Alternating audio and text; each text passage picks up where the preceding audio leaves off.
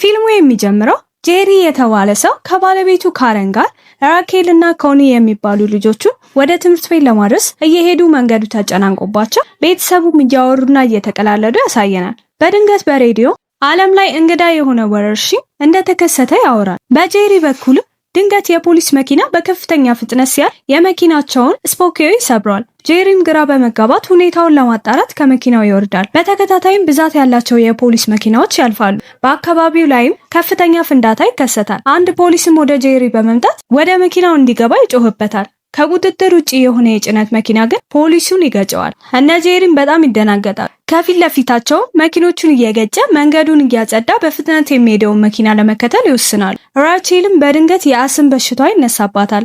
ጄሪም ወደ እሷ ዞሮ እያረጋጋት ከአምቡላንስ ጋር ይጋጫሉ። በአካባቢው ላይ ሁሉም ነገር ወደ ትርምስምስነት ይለወጣል። ግማሹ ሕዝብ በበሽታው እንደተያዘና ወደ ዞምቢነት እንደተቀየሩ ያገኙትንም ማንኛውም ሰው እያጠቁና እየነከሱ እንደሆነ እናያለን። ጄሪ ቤተሰቦቹን ይዞ ወደ አንድ መኪና ይገባሉ። ዞምቢዎቹም ወደ እነሱ ይመጣሉ። ካረን አንዱን ዞምቢ በእግሯ መታ ትጥለዋለች። ጄሪም በሱ በኩል ያለው ዞምቢ መኪናውን በማወዛወዝ ለመጣል ይሞክራል። በጥቂት ደቂቃው መላው የፔንሲልቬኒያ ግዛት በዞምቢዎች ተወሯል። እነ ጄሪ ራቅ ወዳለ አካባቢ ከተማውን ለቀው ይሄዳሉ። የሪችም ማስም እየተባባሰ ይመጣል። መኪናቸውንም አቁሞ ጄሪ ከድሮ የስራ ባልደረባው ስልክ ይደወልለታል። የት እንዳሉም ይጠይቃቸውና ሄሊኮፕተር ልከውለት እንዲመለስ እንደሚፈልጉ ይነግሩታል። ምን እየተፈጠረ እንዳለ የሚያውቁ አይመስሉም። እነ ጄሪ ሱፐር ማርኬት ያገኙና እዛም በጣም ግርግር ነበር። እነ ጄሪ ለሁለት ተከፋፍለው ጄሪና ራቼል መድኃኒት ሲፈልጉ ካረንና ኮኒ የሚበላ ነገር ይይዛሉ። በድንገት ጄሪ የኮኒን ጩኸት ይሰማል። ሁለት ሰዎችም ካረንን እያጠቁ ነበረ። ጄሪ በመሮጥ ይመጣል።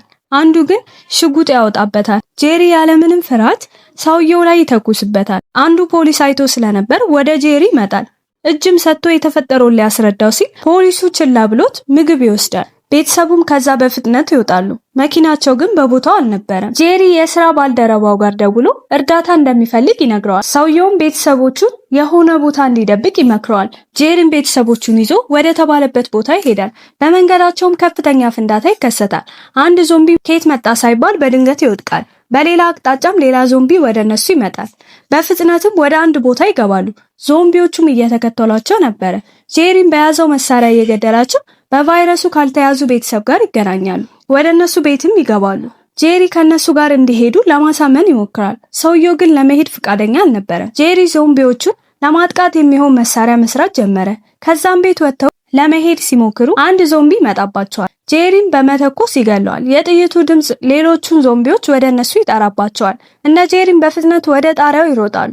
ነገር ግን ዞምቢዎቹ በጣም ፈጣን ነበሩና በፍጥነት ይደርሱባቸዋል። ጄሪ በያዘው መሳሪያ አንዱን ዞምቢ ይወጋዋል። ሌሎቹም ዞምቢዎች በመምጣት ጄሪ ማጥቃት ይጀምራሉ። ዞምቢው ላይም ይተኩሳል። ተኳሹ ቶሚ የሚባል ልጅ ነበረ። ቶሚ ከአፓርትመንቱ ያመለጠ ብቸኛ ልጅ ነበረ። እነ ጄሪ የነበሩበት ቤትም ዞምቢዎች ለመግባት ሲሞክርባቸው እናያለን። እነ ጄሪ ጣሪያው ላይ ደርሰው ካረን እየመጣ ለነበረው ሄሊኮፕተር ምልክት ታሳያለች። ወታደሮቹም ያዩዋቸውና ወደ እነ ጄሪ ይመጣሉ። ጄሪም በመሮጥ ወደ ህንጻው ጫፍ ሄዶ እስከ 12 ቁጥር ይጠራል። የኢንፌክሽን ምልክት ከታየበት ያረጋግጣል። ነገር ግን ምንም አልነበረም። ሄሊኮፕተሩ እነሱ ጋር ደርሶ ከገቡ በኋላ ጄሪ ይቀራል። ዞምቢዎቹም ወደ ጣሪያው ይደርሳሉ። ወታደሮቹም ወደ እነሱ እየተኮሱ ጄሪም ወደ ሄሊኮፕተሩ በመሮጥ ይገባል። በአትላንቲክ ውቅያኖስ የባህር ኃይል መርከብ አሁን ላይ የስደተኞች ካምፕ ሆኗል። እነ ጄሪም እዛው ይገኛሉ። ቴሪ ለጄሪ የዩኤስኤ ፕሬዝዳንትና አብዛኞቹ የጦር ኃይሎች እንደሞቱና መንግስት ሙሉ በሙሉ እንደወደቀ ይነግረዋል። በአሁን ሰዓትም ቫይረሱ ዓለምን እንደተቆጣጠራት እናያለን። ወደ ሳውዝ ኮሪያ እንዲሄድና ከቻሉ ክትባትን ሊያገኙለት እንደሚችሉና ጄሪ ከቫይሮሎጂስቶች ጋር አብሮ እንዲሄድ ይጠይቀዋል። ጄሪ ግን ፍቃደኛ አልነበረም። ቤተሰቦቹ ጋር መቆየትን ይመርጣል። አንዱ ኮማንደር ግን ካልረዳቸው ቤተሰቡን ይዞ ከዚህ መሄድ እንዳለበት ያስጠነቅቀዋል። ጄሪም ሳይፈልግ በሐሳባቸው ይስማማል። ቤተሰቦቹንም ተሰናብቶ ወደ ሳውዝ ኮሪያ ይሄዳሉ። እዛም ደርሰው በቀስታ ይወርዳሉ። በድንገት ግን በዞምቢዎች መጠቃት ይጀምራሉ። ዶክተሩን በመፍራት ወደ ኋላ ሲሸሽ አደናቅፎት ይወድቅና በስህተት ራሱ ላይ ይተኩሳል። እነ ጄሪም በፍጥነት ከቦታው ይሄዳሉ። ነገር ግን ዶክተሩ ስለሞተ ኃላፊነቱ ሙሉ በሙሉ ጄሪ ላይ ይወድቃል። ጄሪም ዞምቢዎች ጭንቅላታቸውን ብለው እስካልገደሏቸው ድረስ እንደማይሞቱ ይነግራቸዋል። ስፒክ ጄሪን ወደ አንድ ላብራቶሪ ወስደዋል፣ ግን ሁሉም ነገር ተቃጥሎ ነበረ። የመጀመሪያ በበሽታው ተይዞ የነበረ አስክሬን ከካምፑ የመጣ ዶክተር መንስኤውን ሲያጣራ ነበረ። በድንገት ግን የሞተው ሰው ህይወቱን ዘርቶ ይነሳል። ዶክተሩንም እዛው ያጠቀዋል። ቫይረሱም ወደ ካምፑ እንደተሰራጨና የኢንፌክሽኑ አመጣጥ ግን ሚስጥር ሆኖ እንደቆየ በሚገርም ሁኔታ ግን ዞምቢዎች የአካል ጉዳተኛ የሆነን ወታደር አላጠቁም ነበር። እነ ጄሪም አንድ እስረኛ ለማየት ይሄዳሉ። ወረርሽኙ ከመከሰቱ ከ2 ሳምንታት በፊት እስራኤል በድንበሯ ላይ 300 ማይል ከፍታ ያለው ግንብ ገንብታ ነበረ። በግልጽ እንደሚታየው እስራኤል አስቀድመው ያውቁ እንደነበር ነው። በተጨማሪ መረጃ ለማግኘት ጄሪ ወደ ኢየሩሳሌም ሄዶ ጆርገን የሚባል ሰው ማግኘት እንዳለበት ይነገረዋል። ጄሪም ወደ ቦታው ለመሄድ ይወስናል። አስፓልቱ በዞምቢዎች ስለተከበበ ስፒክ ወታደሮቹን በደንብ ያስጠነቅቃል። ምንም አይነት ድምጽ ካሰሙ ሁሉም ሟች እንደሆኑ ይነግራቸዋል። ጄሪና ፓይለንቱ በሳይክል ወደ ፕሌኑ ቀስ ብለው ለመሄድ ይሞክራሉ። ነገር ግን ሊደርሱ ሲሉ ከካረን ስልክ ይደወልለታል። የስልኩ ድምጽም ዞምቢዎችን ይጠራቸዋል። ወታደሮቹም መተኮስ ይጀምራሉ። ስፒክም በዞምቢዎች ይነከሳል። ጄሪ ወደ ፕሌኑ በሰላም ይደርሳል። ከ7 ሰዓት በረራ በኋላ ወደ ኢየሩሳሌም ይደርሳሉ። ጄሪ ማንነቱን ለመንገድ ተቆጣጣሪዎች ካሳወቀ በኋላ አንድ ሰው መጥቶ ይቀበለዋል። ጄሪም ለምን እንደመጣ ያስረዳዋል። ሰውየውም ስለ ግዙፉ ግንብና አንዳንድ ነገሮችን ከነገረው በኋላ ወደ ቦታው ይወስደዋል። ግንባታውን በጥሩ ሁኔታ የተጠናቀቀ ይመስላል። ነገር ግን ከውጪ ሲታይ እጅግ በጣም ብዙ የሆኑ ዞምቢዎች አካባቢውን ወረውት ነበር። ሁሉም ነገር በቁጥጥር ስር እንዳለ ዞምቢዎች በአንድ አቅጣጫ የወሩት ጀመር። እዚህ ተሸሽገው የሚገኙ ስደተኞች ደስታቸውን እያከበሩ ነበር። በማይክና በሌሎች ነገሮች ድምጻቸውን ከፍ አድርገው ይዘፍናሉ። ነገር ግን የዞምቢዎች ማዕበል ወደ እነሱ እየመጣ እንደሆነ አላወቁም ነበር። ዞምቢዎችም እርስ በእርሳቸው እየተደራረቡ ረጅሙን ግብ መውጣት ይጀምራሉ። ጄሪ እየጮኸ ሊያስቆማቸው ይሞክራል፣ ነገር ግን አርፍዶ ነበረ። ዞምቢዎቹ መግባት ጀምረው አስደሳቹ ጊዜ ወደ መተረማመስ ይቀየራል። ወታደሮቹ መተኮስ ይጀምራሉ፣ ነገር ግን ይሄ ብቻ በቂ አልነበረም። በህይወት የተረፉት ሰዎች መሸሽ ይጀምራሉ። ጄሪ ግን የሆነ ነገር አስተዋለ። ዞምቢዎች አንድን አዛውንት አላጠቁም ነበር። አንድ ደካማ የነበረ ልጅንም ችላ ብለውት አልፈዋል። በዚህ ውስጥ በህይወት ማምለጥ የማይታሰብ ነበር። ቡድኑም ወደ አንድ ህንፃ ይደበቃሉ። በድንገት ግን ከፊትም ከኋላም በዞምቢዎች ይከበባሉ። ሴገን የተባለች ወታደር ጄሪን ከዞምቢዎች እየተከላከለች እያለ ትነከሳለች። ቫይረሱ ሳይሰራጭባትም ጄሪ እጇን ይቆርጠዋል። ሄሊኮፕተርም ይመጣላቸውና ወደ እሱ ይሄዳሉ። ነገር ግን ዞምቢዎቹ እያሉ ማምለጥ የማይታሰብ ነበር። የአየር ማረፊያው በሰዎች ተጨናንቆ እነ ጄሪን ሲጠብቅ የነበረው ፕሌን ተነስቶ ይሄዳል። ጄሪን በቦታው ደርሶ ነበር። ምንም አማራጭ ስለሌላቸው ወደ ሌላ ጀት መሮጥ ይጀምራሉ። በአደጋ ጊዜ መውጫ ተጠቅመው ወደ ውስጥ ይገባሉ። ከውጪም ስፍር ቁጥር የሌላቸው ዞምቢዎች ህዝቡን እያጠቁ ጄሪ ይመለከታል።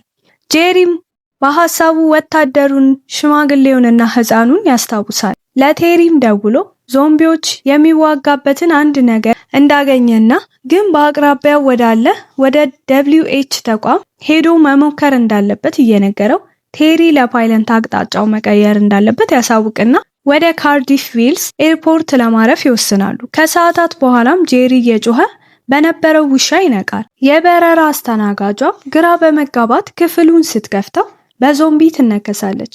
እሷም ሌላ ሰው ታጠቃለች። ጄሪ የሆነ ችግር እንዳለ ስለገባው መጋረጃውን ይገልጠዋል። ከዛም ወደ ሰዎቹ በመዞር ድምፅ እንዳያሰሙ ይነግራቸዋል። ባገኘው ነገር ሁሉ መተላለፊያውን ለመዝጋት ይሞክራል። ሌሎችም ማገዝ ጀመሩ። አንድ ሰው ግን በድንገት ሻንጣው ይወድቅበታል። ድምፁም ወዲያው ዞምቢዎቹን ይጠራቸዋል። እየገነቡ የነበሩትን ሻንጣዎች በማፍረስ ወደ እነሱ ይመጣሉ። ጄሪም ከነሱ ጋር መጣላት ይጀምራል። ከሴገንም ቦምብ ይወስድና ያለማመንታት ወደ ዞምቢዎቹ ይወረውራል። ፍንዳታውም ፕሌኑን በመቅደድ ዞምቢዎቹ በአየሩ ግፊት ይወሰዳሉ። ነገር ግን ፍንዳታው ሞተሩን አበላሽቶት ነበርና ፕሌኑ ወደ መሬት ይከሰከሳል። ጄሪ ድንገት ይነቃል። በዙሪያው ፍርስራሾች ብቻ ነበር የቀረው። በድንገት ከኋላ ኮቴ ሰምቶ ሲዞር ሴገን ነበረች። ሁለቱም በመደጋገፍ ወደ ምርምሩ ይደርሳሉ። ጄሪ በጣም ተጎድቶ ስለነበር እዛው ይወድቃል። ጄሪም ከተኛበት ሲነቃ ቀናቶች አልፈው ነበር። የባህር ኃይል አዛዡ እነ ጄሪ ያሉበት ፕሌን መከስከሱን ይሰማል። ሚስቱ ልጆቹንና ቶሚን ከመርከቡ ተባረው ወደ አንድ የስደተኞች ካምፕ ያዘዋውራቸዋል። ጄሪ ይሄንን ሲሰማ በጣም ይናደዳል። እሱ ህይወቱን አደጋ ላይ ጥሎ ነበር ለምርምሩ። ስለዚህ ጄሪ ይበልጥ ይገፋፋና ለደብሊዎች ዶክተሮች ስለ እንግዳው ቫይረሱ ማስረዳት ይጀምራል። ጄሪም ጤነኛ ሰዎችን የሚያጠቁት ስለሚያስፈልጋቸው ብቻ እንደሆነ ያምን ነበር። ምክንያቱም ጤናማ ሰዎች ኢንፌክሽኑን ለመሸከም ጠንካራ አካል ስለሚያስፈልጋቸው ነበር። ለዚህም ነው ደካማ ወይም የታመሙ የሚመስሉ ሰዎችን ችላ ይሉ የነበረው። አንድ ሰው በቂ ህመምተኛ መስሎ ከታየ ምናልባትም ዞምቢዎች ሊያጠቋቸው ይችላሉ። እነሱም የታመመው ሰው በመምሰል ወይም ሌላ መንገድ መፈለግ እንዳለባቸው ያወራል። ዶክተሯም አንድ ነገር ተገነዘበች። ነገር ግን ቲዮሪውን ለመፈተሽ ወደ ሌላ ህንፃ ወደሚገኘው የፒ4 ላብራቶሪ መሄድ ይኖርባቸዋል። በዛ ላብራቶሪ በሽታ አምጪ የሆኑ ተዋሲያን የነበሩበት ነው። ነገር ግን ቦታው በዞምቢዎች ተከቧል። ግን ምንም አማራጭ አልነበራቸውም እና ስለዚህ የራሳቸውን የሆነ መከላከያ አድርገው ለመሄድ ይወስናሉ። ጄሪ፣ ሲገን እና ዶክተሩ ወደ ላብራቶሪው በቀስታ ይሄዳሉ። በድንገት ግን ወደ ቦታው ሲቃረቡ ዞምቢዎችን ያያሉ። ዶክተሩም በድንገት ሳያስበው ድምጽ ያሰማል። ዞምቢዎቹ ወዲያው ይሰማሉ። ሴገን አንዱን ጭንቅላቱን ብላ ትገለዋለች። ድምጹም ከፍተኛ ስለነበር ዞምቢዎቹን ከሁሉም አቅጣጫ ይጠራቸዋል። እነ ጄሪ መሮጥ ይጀምራሉ። ጄሪ ዞምቢዎቹን ብቻውን ወደሱ ለመጥራት በማሰብ ድምጽ ያሰማል።